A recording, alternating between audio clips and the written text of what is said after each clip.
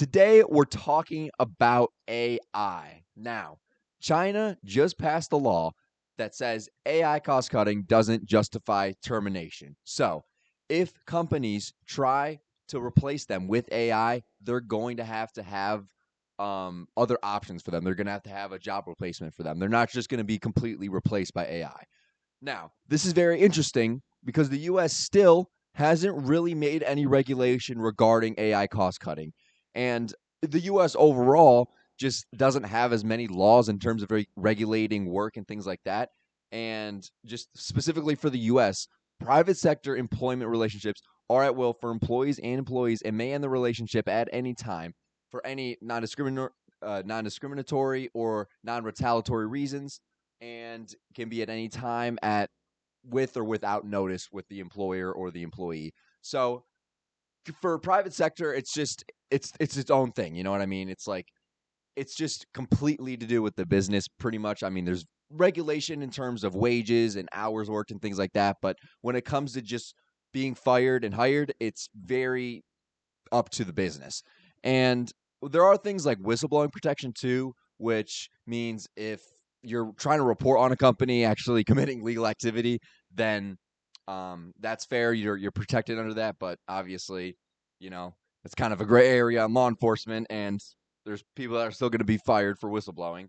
Now, here's what's interesting: is Beijing already passed a law in 2025 similar to the one that they've passed just recently. This was just a couple days ago.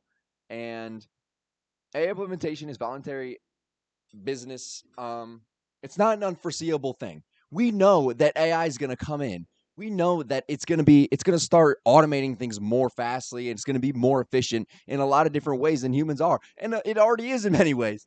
I mean, specifically for coders and things like that, it's already able to do so much of the workload for them. It's saving so much time in those areas that it's undeniable that it's going to be implemented in some way at some point. Now, another interesting thing to think about is Apple. If you guys don't know, I'm sure most of you will, that Tim Cook just stepped down from Apple. And Apple has been, for the most part, pretty outside of the AI game, especially for the top, 6 or 7 companies that run basically the entire stock market as of right now. And it's interesting. The reason I bring them up is because they're heavily involved in China. They produce most of their things in China. Tim Cook, most of his tenure was, getting that supply chain in China. That was one of his big things. He was really a great diplomat in that sense and being able to do that.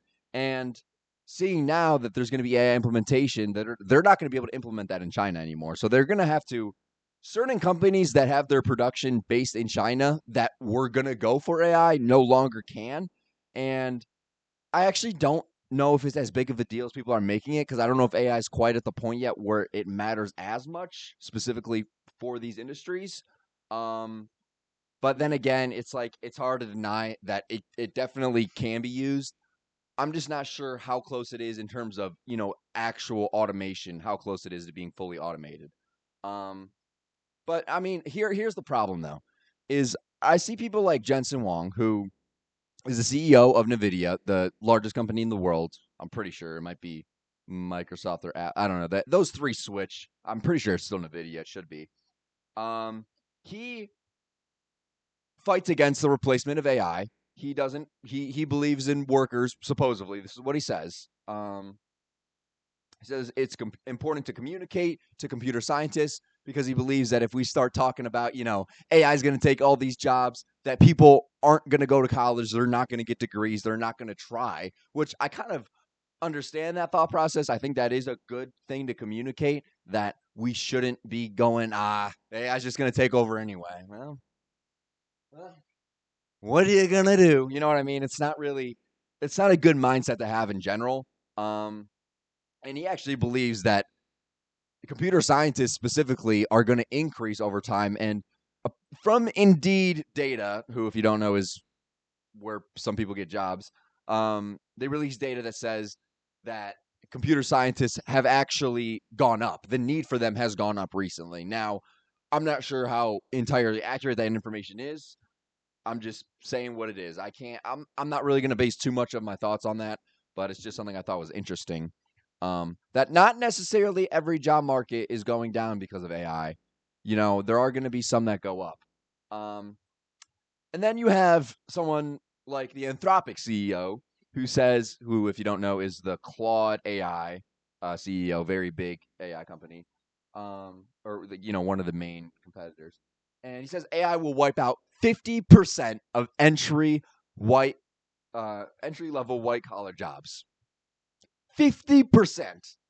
And Jensen Huang specifically responded to this kind of indirectly because he mentioned the 50%. So, I mean, same numbers. He was most likely talking about the Anthropic CEO.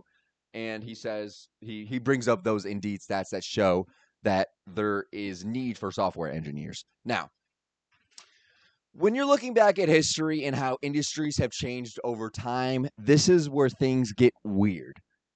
Because this conversation has actually been had hundreds of times throughout history. And I think one of the biggest examples that I see over and over and over again is cars. When cars were coming about, all the infrastructure in the world was based around horses. Everything was based around horses, and it wasn't even that long ago. It was 120 years ago? Not even, maybe like 1905. Yeah, it was about 120 years. I forgot. Damn, it's 2026. That's crazy. Geez, time's flying by. But yeah, if you just look at that and you see how fast it changed in like 10 years, dude, it's insane how fast these industries can change. We don't even realize it because the present always feels like the normal. So when you're progressing that fast, you don't even really get a sense of scale at how fast it's scaling up. And it's once you really sit back and realize it, it's like, holy shit, we're actually kind of like in the past 100 years, the amount of innovation that's happened it's genuinely mind blowing on the scale that it's happened. Now, I've heard AI CEOs say steam engines make coal more efficient, but that didn't mean that Britain didn't burn more coal. They did burn more coal because they started using them more because they had more use cases because they were more efficient. That's an interesting example. It's just hard with AI because it seems so different, but I almost want to say it isn't. Now here's the thing though. If I think here's one of my driving home points is that I'm going to say that the US should 100%, I truly believe this, 100% should start enforcing laws in retaliation to AI. I do believe that because I think that if it happens too quickly, businesses will abuse it in certain ways, and I think it will end up being bad because I do think Jensen Huang. I think I think it's a conflict of interest. In all honesty, him saying that. I do believe that software engineers and software or computer scientists could, increase over time, but that doesn't necessarily mean that it's going to even out. That it's going to balance out with the other jobs that are being taken away.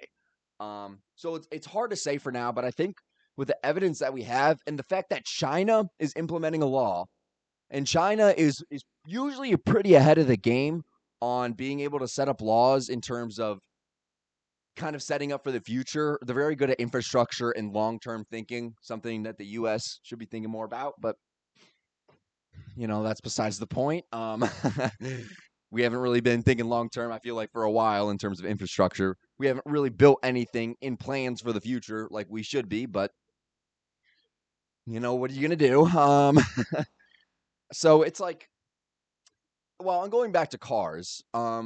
Now with AI, they're already starting to replace cars. So just a company like Waymo, which I brought up before, it's reported about 1/10 the amount of accidents. I'm not quite sure if that's all accidents or minor accidents. I need to look more into that, but I know it's definitely a pretty significant amount less using the Waymo than being a normal driver on the road. Um, yeah, I do think that there should be, my final take, there should be government regulation for these things. I think it's very important that we start thinking about it, even if it's 10, 20 years in the future. We have to start implementing these things now so that we're ready because we're not going to know when exactly it is going to come. If anybody says that they're able to predict when, this is going to be 2031, that's when all the jobs are taken over. Nobody knows. Okay. Yes, you can make predictions. You could look at how things are progressing, but truly, nobody knows. And if they say they do, they're full of shit. I'm sorry. That's just, I really think that's the reality of it because I looked at lots of computer scientists and what they've said, mixed opinions, brother. All across the spectrum, mixed opinions. Okay. So that's why I'm here to say I think that it's important that we have government regulation. I think it's a not a good mindset to just give up and think that it's pointless because AI is going to take your job. Still follow what you think is best for you, what you want to do. You might be able to find a way, even if AI does take it, to figure out some other way to, use your skills to make money. I'm sure that there's going to be ways to do it. Um, well, I don't know if I should have that confidence, but I'm going to stay optimistic about this, but you got to look at what's really happening and the fact that this could be a real issue that AI can take jobs. And I think it is slightly different than the car industry because this is something that's almost feels fully automated. Like, I almost feels like it's such a time cut and such an efficiency saver that I don't know if that it's going to create as many jobs as it's getting rid of. I don't know if that's going to stay true for just this. I think it's ignorant to assume that. And I understand history repeats itself, and it's good to look at history and past industries in terms of looking at these things. But I still show heavy concern for the lack of regulation that the government has had, especially in the U.S. So that's my final take on it. Let me know what you guys think about AI. Scary, but stay optimistic. I know it can be hard at times. I know things are seeming to be getting worse, but a lot of these issues have been building up for a while now. Things are going to start having consequences, and that's what it's going to be. There have been times like this in history. Don't think that this is one of the worst times in history. It is not even in the top 200 years of worst in history, believe it or not. Just looking at it statistically, it's actually one of the best. I know it's hard to see, but it is. So just stay hopeful, do what you can, and yeah, live a great life.